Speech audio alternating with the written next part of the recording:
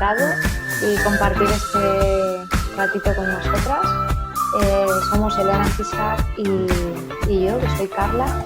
Somos de psicólogas, de Suelta los Frenos, y para quien no lo conozca, Suelta los Frenos es un proyecto de psicología que está muy basado en la psicología deportiva, pero sobre todo parte de una psicología deportiva que tiene que ver mucho con las emociones, ¿vale? Que es, pues mi especialización son las emociones llevadas al campo de la deportiva.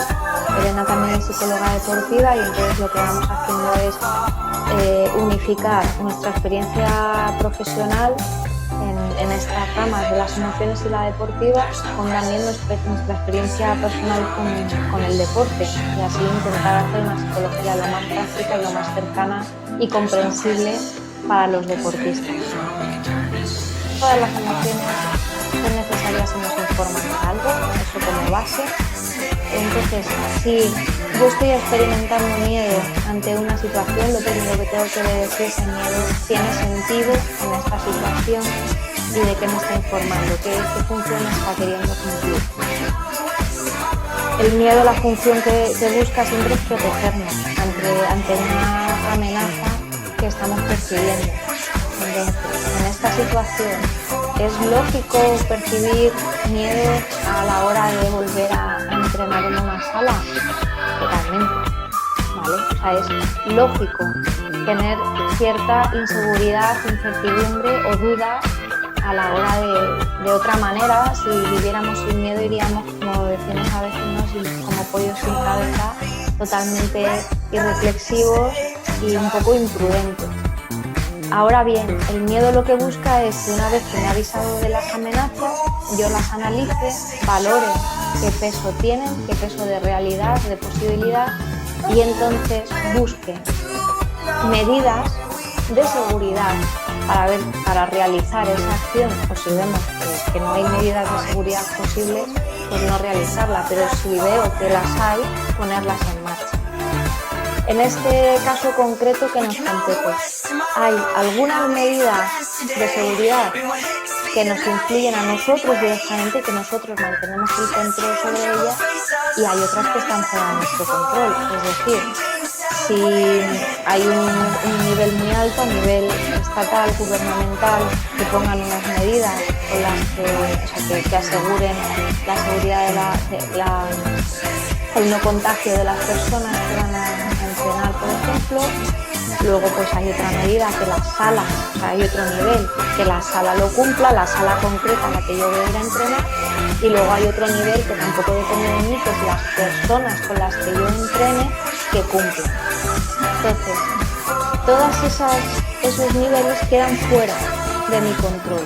Lo que está dentro de mi control es siempre a lo primero que yo voy a tener que recurrir para tratar de reducir la intensidad del miedo que yo estoy experimentando. Es decir, si yo sé que no voy a poder entrenar con mascarilla seguramente porque me voy a ahogar, eso es básico, pero puedo estar yo presente de mantener la distancia de seguridad aunque haya otra persona que lo tenga menos en cuenta y no la mantenga, sí, vale, pues ahí hay algo que yo puedo hacer que está bajo mi control. Puedo tener cuidado de llevarme una toalla personal y todo lo que toque, o todos los aparatos, o en el caso, por ejemplo, que hay mucha gente aquí de paleotraining, troncos o zonas que yo esté utilizando, pueda pasarle mi toalla para evitar que otra persona se contagie, pero también cuando llegue a la parte, pues a lo mejor quitarlo, o papel en vez de una toalla de tela, un rollo de papel, ir utilizando y limpiando. Es decir, el miedo, para que no se nos vaya de madre, es importante ir dándole respuestas concretas, y sobre todo también sabiendo que el primer día que vaya a hacer la actividad seguramente no va a ser el día más productivo a nivel deportivo, ¿vale? A lo mejor no es el día que mejor entreno, porque quizá es un día en el que voy a tener que ver cómo van las cosas. El primer día de todo pues suele ser un día un poco raro, un día que no nos cunde mucho, ¿qué tal? Pero que puedo ir sentando unas bases de, vale, pues cuando pase esto, pues aquí puedo hacer esto otro. porque en nuestra imaginación las cosas suceden de una manera y luego cuando llegamos a la realidad puede haber cambios. Entonces, yo os diría eso, prepararos el previo. ¿Qué cosas puedo hacer yo que pueda manejar? ¿Qué cosas no están dentro de mi control? Y dentro de las cosas que no están dentro de mi control, ¿hay algo que yo pueda hacer para subsanar posibles errores que yo vea? Una vez que estoy allí, el primer, segundo día, valorar si esas decisiones que yo había tomado tienen sentido, se pueden llevar a la práctica, me aseguran la seguridad. O sea, valga la redundancia, ¿no? Y luego creo que también es importante hablar de ello, de los miedos que yo tengo con personas cercanas, sobre todo personas diferentes. Y no tiene por qué que siempre piensen lo mismo que yo. ¿Por qué? Porque a lo mejor yo soy una persona muy irreflexiva y ya os lo digo yo, soy bastante lanzada. Entonces, a mí personalmente, en esta situación me iría muy bien hablar con alguien a quien yo considere más prudente que yo, porque a lo mejor yo hay alguna amenaza que no estoy valorando, que me estoy saltando y que esta persona me hace identificar, o al revés, soy doña Pruden y me viene muy bien hablar con la amiga loquita de la sala para que me diga que no, mujer, no te pases, es que se te ha ido la pinza, ¿vale? Y entonces hacer un poco de equilibrio, porque lo que sí que es cierto es que el miedo a veces tiende a magnificar las dificultades y los problemas y esto puede llevarnos a dejar de realizar una acción cuando en realidad se podría hacer pues de una manera que yo considere dentro de unas condiciones que a mí me parezcan adecuadas. ¿Vale?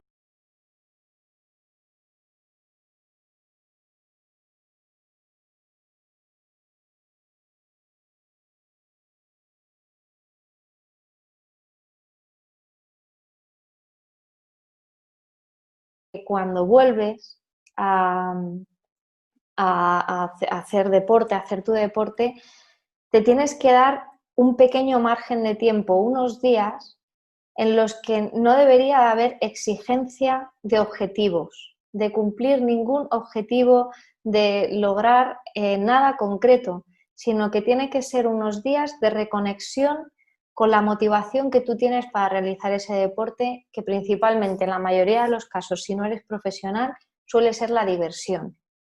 Entonces, conectar a través de, si estamos hablando de un deporte como el ciclismo, la ruta que más te gusta, si es un deporte colectivo, una pachanga con los amigos, para divertirte, para disfrutar, para reír, para volver a socializar en la medida en la que se pueda, pues los deportes colectivos como puede ser un voleibol o como puede ser un fútbol, igual tardan más porque al final pues hay un elemento que estás compartiendo y ahí se va a tardar un poco más, pero a lo mejor sí puedes reconectar con el equipo para hacer un entrenamiento físico, aunque no sea el deporte en concreto. Pero yo lo que intentaría es que los primeros días que vuelvo a hacer el deporte no haya concretamente un objetivo de decir tengo que seguir en el mismo punto donde lo dejé, porque no estamos en el mismo punto y hay que ser amables con uno mismo y entenderlo y yo creo que sobre todo aceptarlo. Y en el momento en el que la mente vuelve a conectar con ese deporte que estábamos haciendo, va a ser cuestión de unos pocos días de práctica que vamos a estar otra vez al nivel físico, lo que nos esforcemos en recuperarlo, porque eso sí que ya lleva el tiempo que lleva, pero a nivel mental y a nivel emocional va a ser bastante rápido. Si no volvemos con la ansiedad de querer estar en el mismo punto donde estábamos cuando nos fuimos.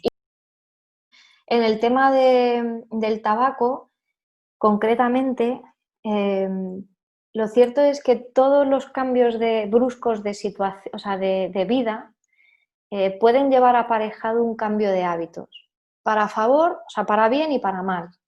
Es decir, si yo cambio de trabajo y quiero dejar de fumar, es un momento fantástico, porque el cigarrito que tenía acostumbrado a media mañana con no sé quién ya no va a existir y si yo en las 2 primeras semanas evito determinados hábitos, mi costumbre en el nuevo trabajo va a estar sin tabaco, porque el cerebro enseguida desconecta de lo anterior y conecta con la nueva rutina.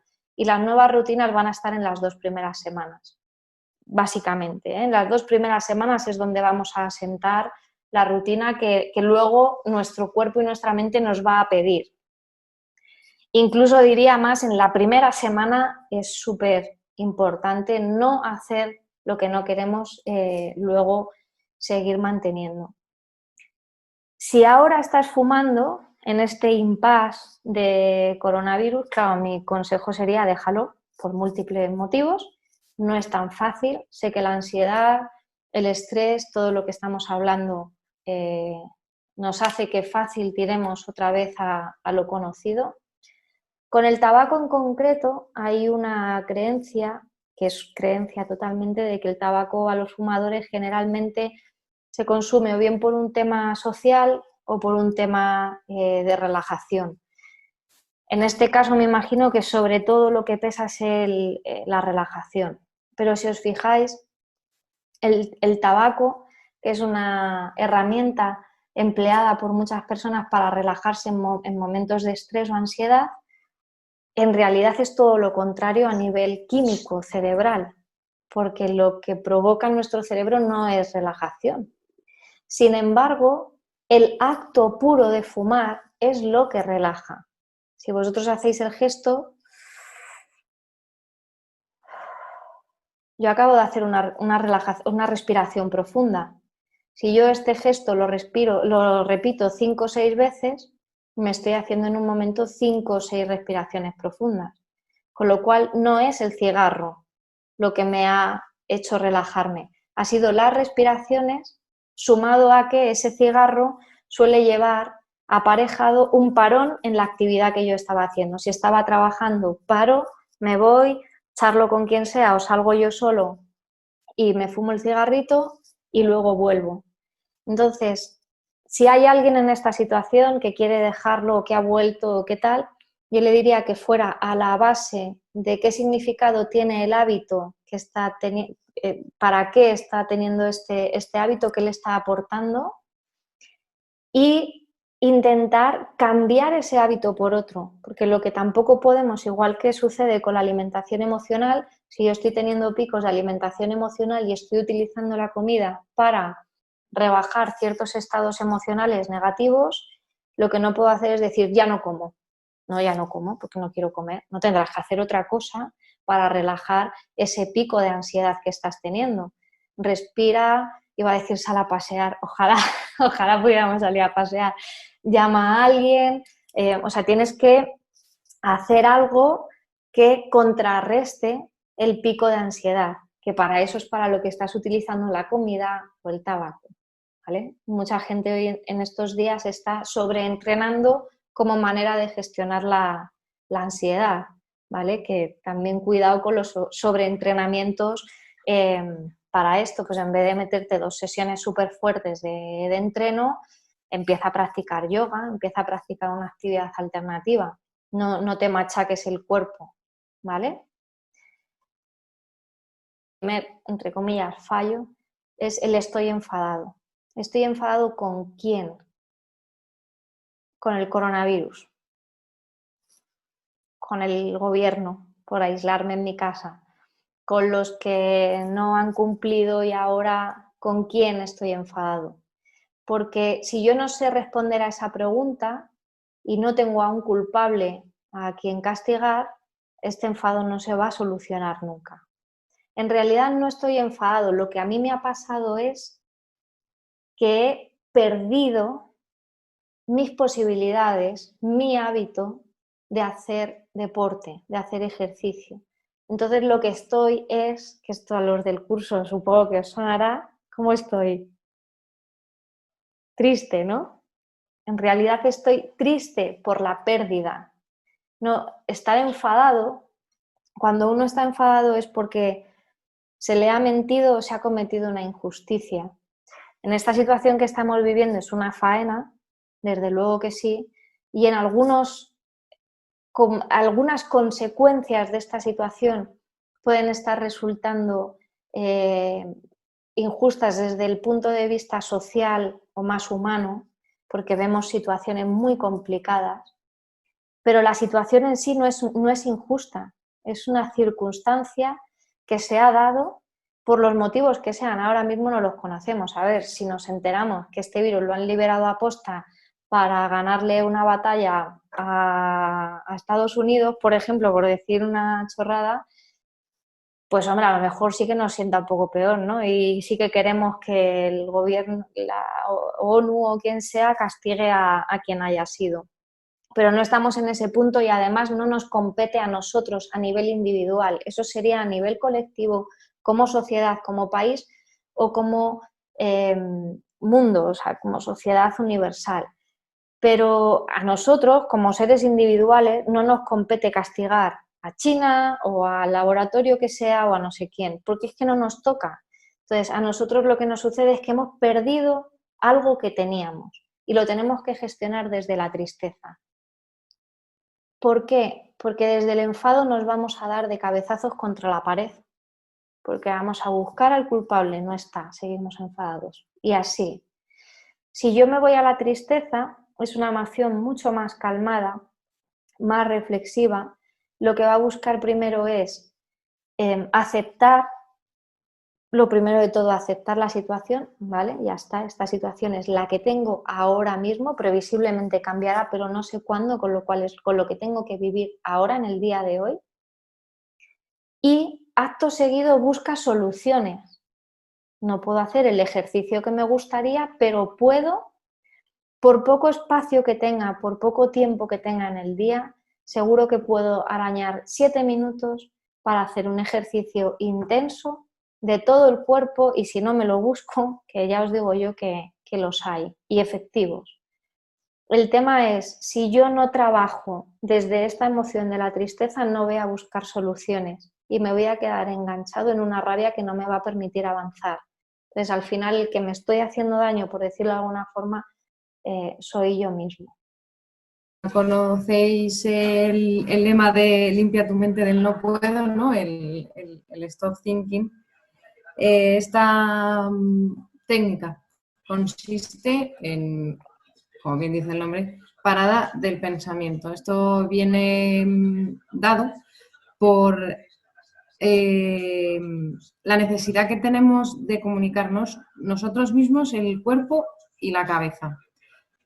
¿Por qué empiezo con esta frase? Porque es muy importante lo que nos decimos y lo que pensamos hacia nosotros mismos.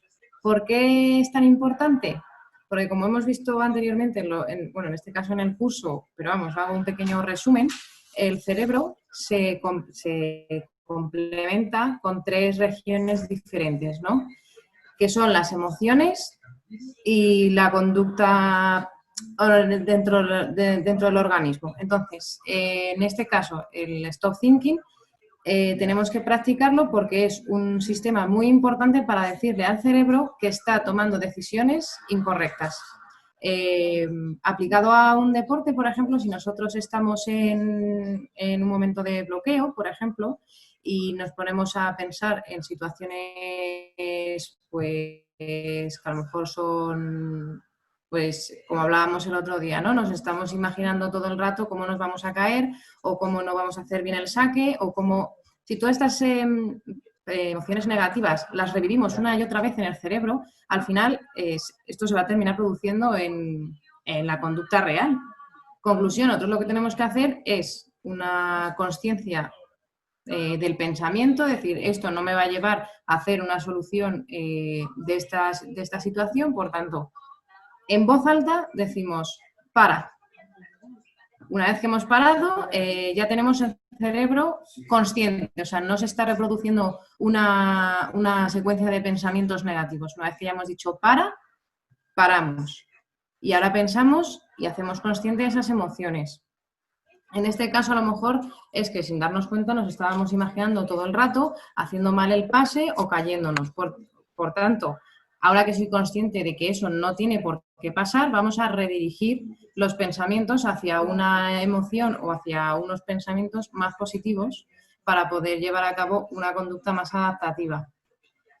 Esto es lo que os comentaba al principio del no puedo, ¿no? Tenemos muy interiorizados y en cuanto algo se nos pone un poco difícil o que no nos queremos enfrentar a ello, directamente decimos no puedo. Al decir simplemente esta frase, tú lo que le estás diciendo a tu cerebro es no somos capaces de solucionar esta situación. Así que vamos a evitarla o a buscar soluciones porque no podemos hacerlo. Y aquí tenemos que tener muy en cuenta la diferencia entre no puedo y tengo miedo, ¿no? Una cosa es no poder, que está relacionado con la capacidad humana, que es las capacidades que tenemos desarrolladas dentro de nosotros. Y otra cosa es, ahora mismo, no tengo las capacidades suficientes para hacerlas porque me está bloqueando el miedo. El pensamiento, acto seguido, inmediatamente, tengo que introducir algún otro pensamiento que sí quiero tener. A veces lo llamamos autoinstrucciones, ¿vale? Que es una palabreja rara, pero que si la desglosáis, autoinstrucciones, instrucciones que me doy yo a mí mismo, quiere decir frases cortas de motivación o de ánimo o de refuerzo de la acción que sí quiero realizar. ¿Por qué? ¿Por qué tenemos que rellenar? Porque si yo estoy con un pensamiento recurrente ahí en la cabeza, como dice Elena, no puedo hacer esto, o esto que va a pasar, o esto no sé qué, la madeja el ovillo de lana, ¿no? Que le llamo yo. A veces empiezo por un lado y de repente no sé cómo y he llegado a tener una madeja ahí de pensamientos que no hay quien los separe. Si yo digo para y no hago nada más, lo más probable que suceda al segundo es que otra vez los pensamientos empiezan. Muchas veces lo que nos pasa con estos pensamientos recurrentes y que no se van es porque, y vuelvo a la base otra vez de lo que hablábamos antes, de la emoción de la tristeza, hay algo que se ha quedado sin resolver, que la tristeza todavía está ahí diciendo, hay algo que, pues lo que decía Elena, he perdido un pase, he perdido un no sé qué, o ahora en la situación en la que nos encontramos tengo todos los pensamientos de qué va a pasar y qué voy a hacer y cómo va a salir esta situación. Entonces, es la tristeza la que nos está hablando de que algo no se ha solucionado. Entonces, la idea no es paso de estos pensamientos y nunca más los voy a solucionar. No, los solucionaré, tocará el momento de reflexionar sobre ellos, pero ahora para y cambio.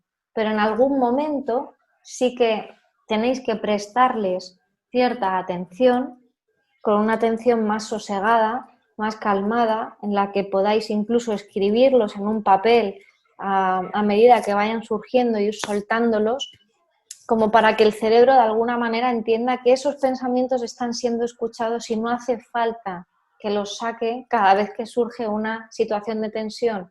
Yo bajo las barreras que tengo para que no me estén avasallando y en cuanto va, porque eso me imagino que os habrá pasado a la mayoría, ¿no? O sea, tengo aquí todas mis cosas bien colocaditas y sujetas y de repente cuando estoy en un momento de tensión, estoy en un momento tal, me empiezan a venir todas las cosas a las que no he atendido, que dices, pero ¿qué tendrá que ver ahora esto con lo que estoy haciendo? Bueno, pues parece que cuando estoy haciendo deporte es el momento ideal para que surjan todos los fantasmas.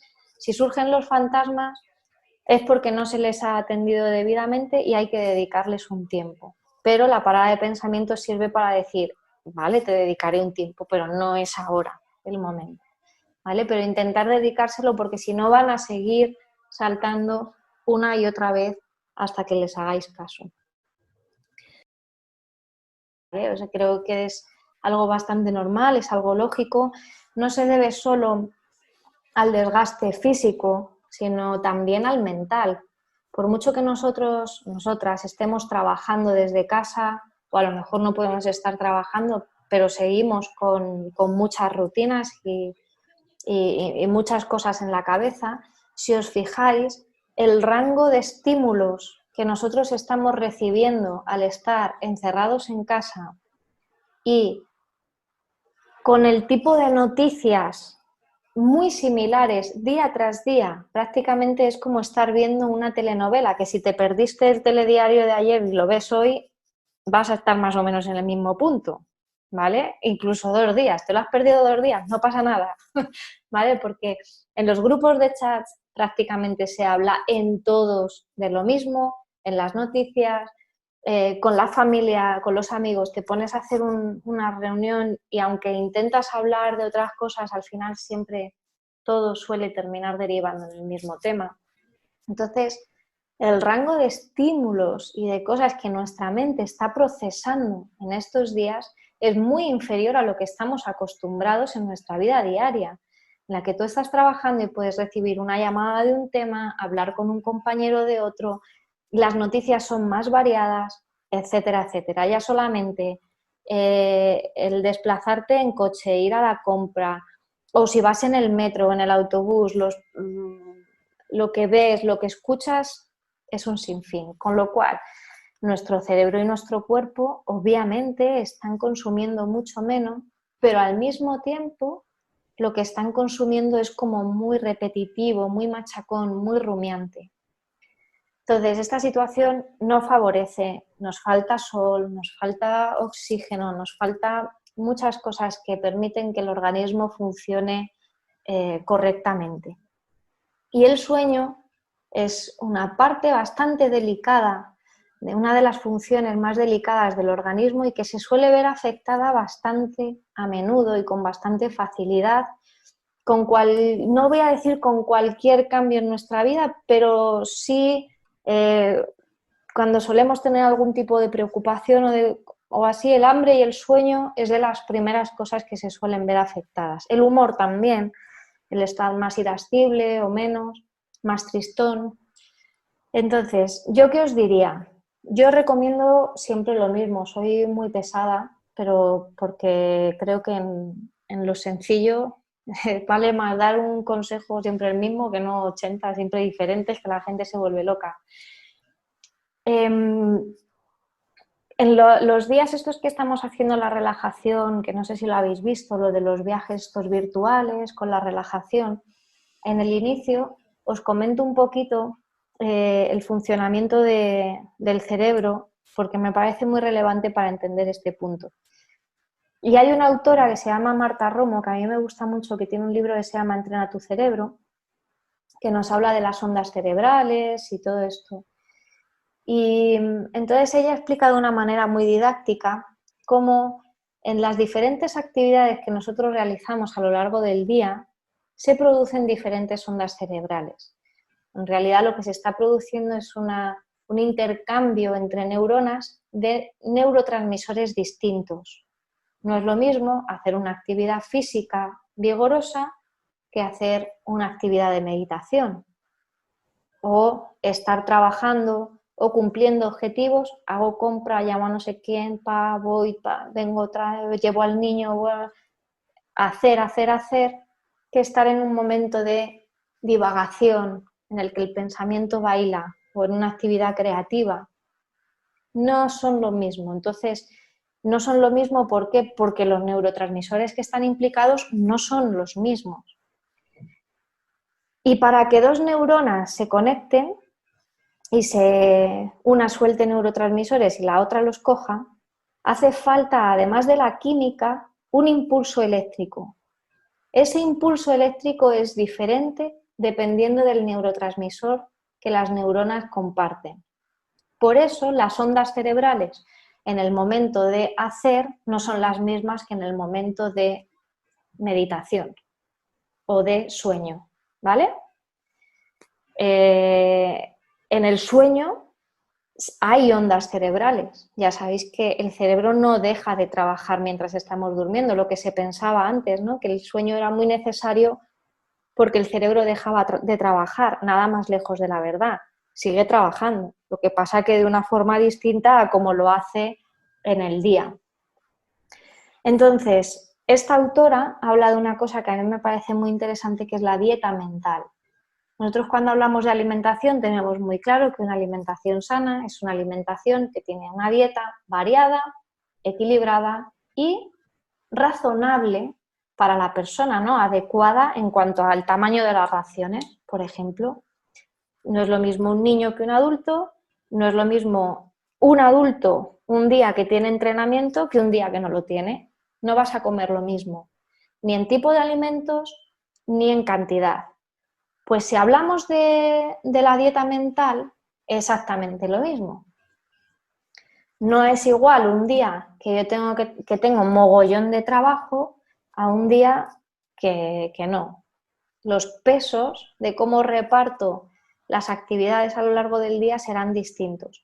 Lo que sí que tengo que saber es que si yo estoy en una situación en la que estoy muy sumida en una actividad mental exigente como es la de trabajar, cumplir objetivos, etcétera, estoy desgastando mucho un tipo de neurotransmisor. Estoy ahí, beta, beta, ondas beta.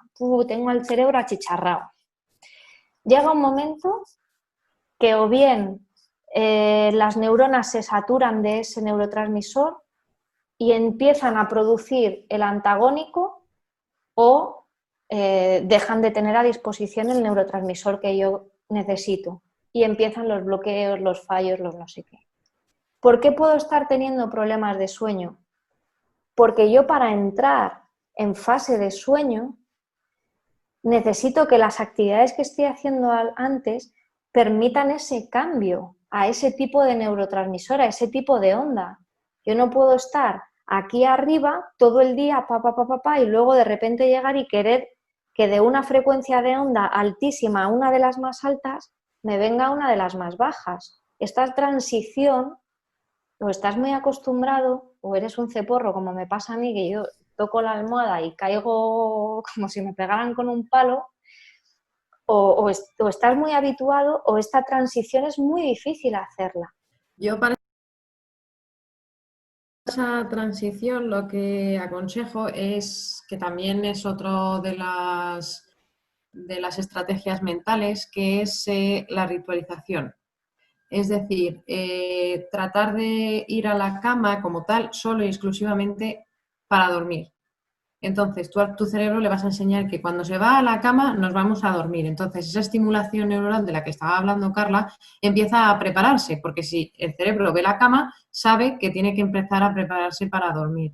Por eso es tan importante que durante todo este confinamiento hemos insistido bastante el tema de tanto cuando me levanto como cuando me acuesto, me pongo el pijama y no estoy todo el día con la misma ropa.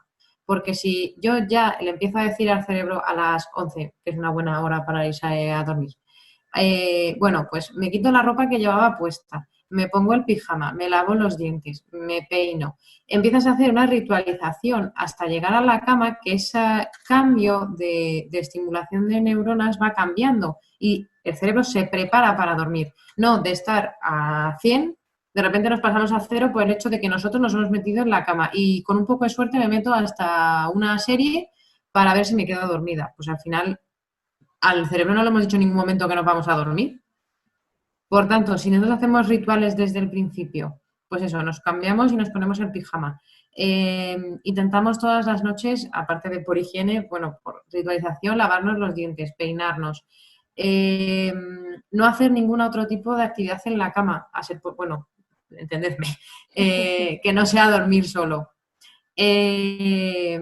Porque eso para el cerebro es lo que nos está preparando para irnos a dormir todos los días a la misma hora. Y al final para el cerebro es en su momento de desconexión.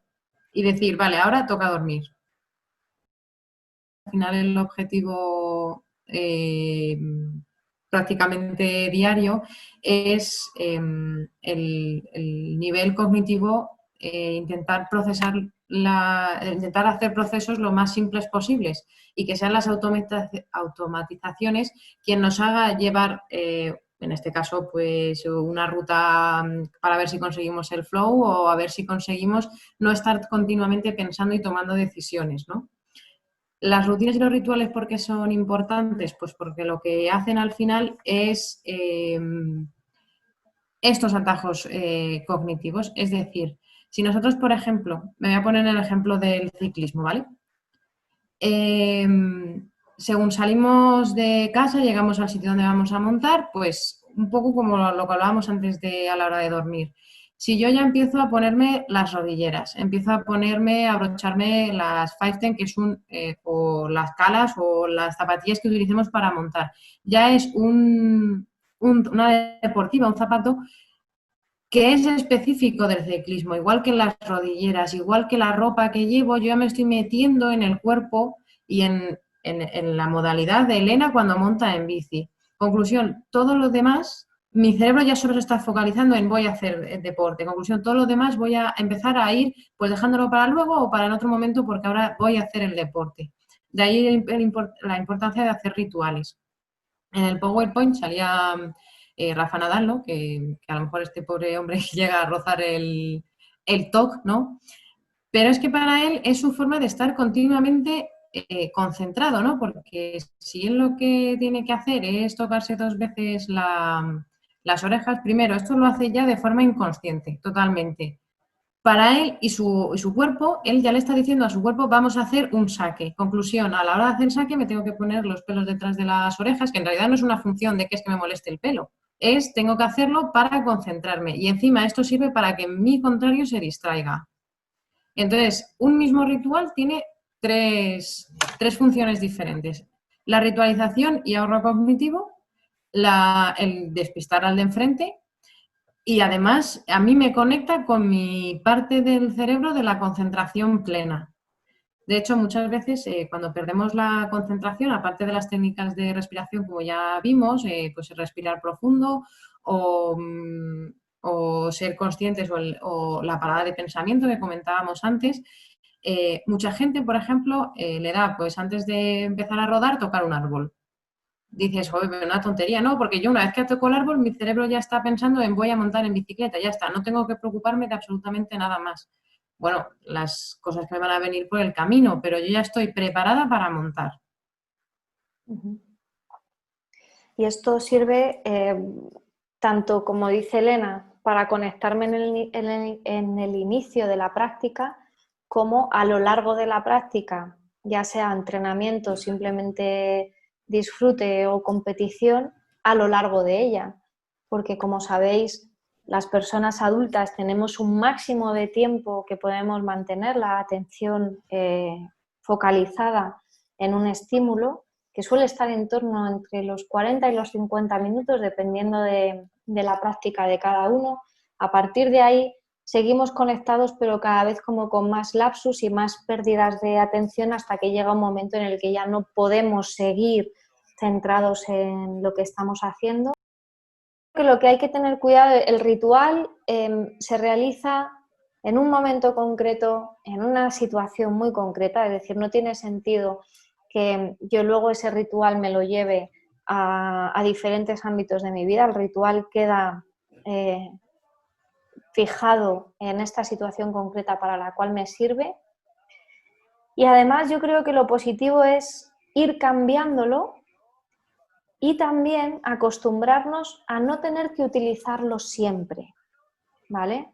O sea, el ritual se utiliza cuando yo percibo que he tenido una pérdida de concentración, por ejemplo, estamos hablando ahora de concentración, y necesito volver a conectarme con la actividad, volver a meterme en el papel.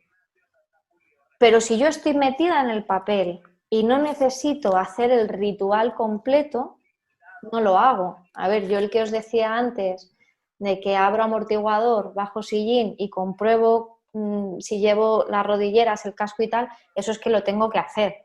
Lo tengo que hacer porque que si no, no puedo empezar a bajar. Pero si en vez de eso yo estuviera haciendo otra cosa, yo llego a la bajada y estoy conectada con lo que estoy haciendo, estoy concentrada y me noto en la tarea, no necesitaría hacer el ritual. Cuando es una manía, es cuando yo no puedo hacer la actividad que me haya propuesto si no lo hago, aunque esté conectada, aunque esté concentrada. ¿Entendéis la diferencia? O sea, yo me monto este ritual con un objetivo claro, resulta que el objetivo lo tengo cumplido, estoy concentrada y aún así, si no lo hago, entonces fui.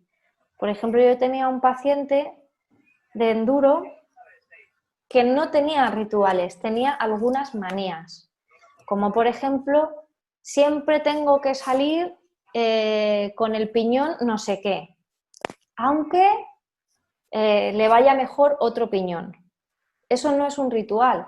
porque no es que te esté ayudando a concentrarte, es que para ti tiene un significado de que si no sales con ese piñón, mala suerte en la bajada. Tenía varias cosas, era una persona que se había construido muchas manías de las que dependía, y el problema de las manías, como yo le expliqué y que además yo creo que fue una metáfora que le ayudó mucho a verlo, él las entendía como algo que le ayudaba, y cuando en realidad le dio la vuelta y vio que eran una cárcel en la que él se había metido, porque si no los cumplía, él ya no era libre de sentirse bien en la situación y de disfrutar, entonces fue cuando empezó a ver la poca necesidad que tenía de seguir manteniéndolas. No es fácil eliminar una manía, pero sí que es verdad que hay que ir quitándole el peso que se le haya dado. Y hay que tener cuidado de que el ritual no se nos convierta en manía. Para ver si algo es manía o ritual es la cantidad de tiempo que tengo que dedicarle. Es decir, si tengo que ser consciente de que tengo que hacer este ritual, eso ya se está convirtiendo en una manía, ¿no? Como decía antes Carla, si no puedo salir a pedalear, si no llevo este piñón, al final lo que me está haciendo es lastrar, no ayudarme a concentrarme o a salir de ese bloqueo. Y además que no nos olvide que el ritual no es algo que me confiere un poder mágico para que todo vaya bien. No, es algo que me ayuda a concentrarme. Pero si yo le estoy dando el peso de que si no hago este movimiento, entonces las cosas me van a ir mal, eso ya no es un ritual, porque yo le estoy dando el poder de hacer que las cosas me vayan bien o mal en función de si lo hago o no lo hago. Bien, que ha sido un placer veros y sentiros, aunque no os haya podido escuchar. Y nada, un besazo enorme. Seguimos en las redes y dentro de poco en el monte. Un besazo y muchas gracias.